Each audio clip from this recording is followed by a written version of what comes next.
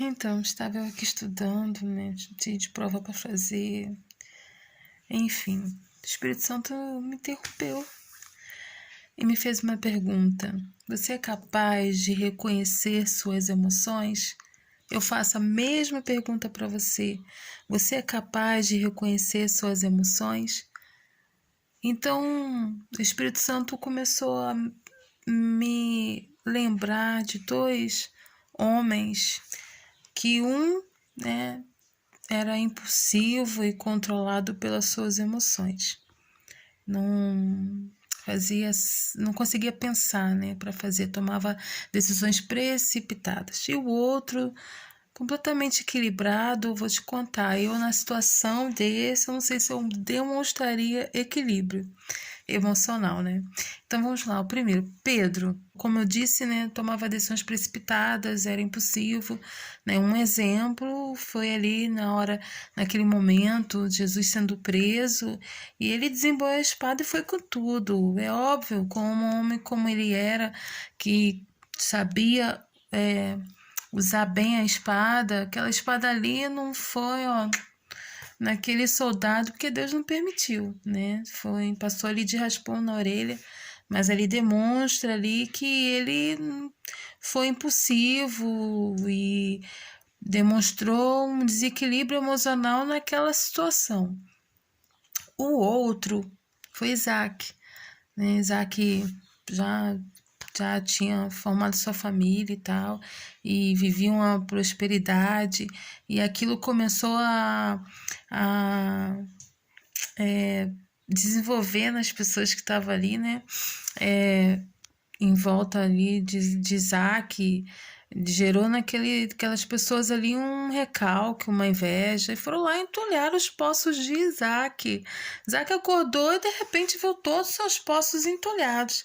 Sei lá, como eu disse antes, né? Eu no lugar dele, não sei não. Eu ia tirar satisfação, talvez. Isaac foi lá, foi fazer o que ele sabia fazer.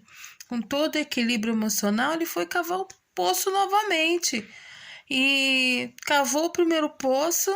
Foram lá, ó, essas terras que você está cavando esse poço são minhas, então esse poço é meu. Isaac foi lá, mandou mais um pouco, cavou o segundo poço. Veio alguém, ó, essas terras aí são minhas, então esses poços aí são meus. Isaac se distanciou mais um pouco, chegou em outras terras e cavou outros poços, né? Ali ninguém mais perturbou ele, então aqui vai ser o meu lugar, e a prosperidade ele continuou sendo próspero. Então ele aí passou uns dias aí, um período aí sem render financeiramente, né? Teve que refazer tudo, reconstruir, teve que se deslocar várias vezes. E naquele equilíbrio dele, confiante de que, ó, Deus é comigo, aonde eu estiver, as bênçãos me seguirão. Então Deus está perguntando para mim, está perguntando para você. Você é capaz de reconhecer? Será que Pedro reconhecia desse turbilhões de emoções que ele vivia e pescava e passava a noite tentando pescar e não encontrava peixe nenhum? De repente Jesus vinha e transformava aquela pesca em uma pesca maravilhosa e nossa, será que ele tinha, né, esse equilíbrio? Será que ele reconhecia que ele era assim? Né? O interessante é que no final, depois, né, Jesus ressuscitou e voltou para o seu trono de glória, e Pedro lá, né, no seu dia a dia, já tinha sido tratado pelo Espírito Santo. Na porta da igreja, o cara chegou, aí, então, dá umas moedinhas aí, por favor. E Pedro virou para ele, olha, não tenho nada não, mas não tenho ouro, não tenho prata, mas o que eu tenho eu te dou. No nome de Jesus, levanta e anda. O cara levantou, andou e deve estar andando até hoje. E eu fico pensando, né?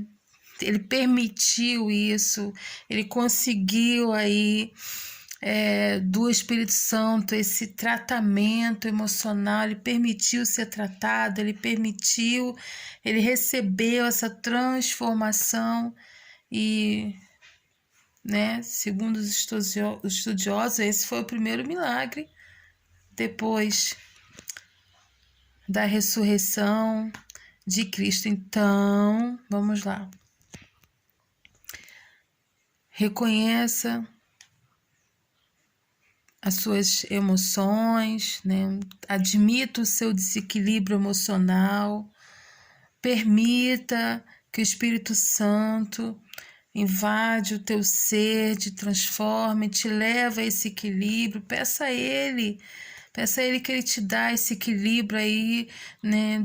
Como um exemplo que o Espírito Santo me trouxe à memória hoje foi o de Isaac, naquela situação de ver seus poços entulhados e lutar, andar, se movimentar, reagir, ter atitude de fazer o que ele sabia fazer, e foi lá e recomeçou.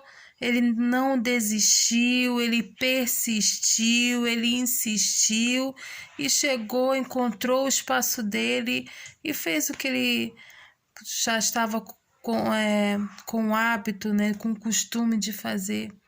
Então, que você, neste dia, busque em Deus esse equilíbrio emocional e faça o que você sabe fazer. Você sabe orar? Então, viva a sua vida de oração. Se você sabe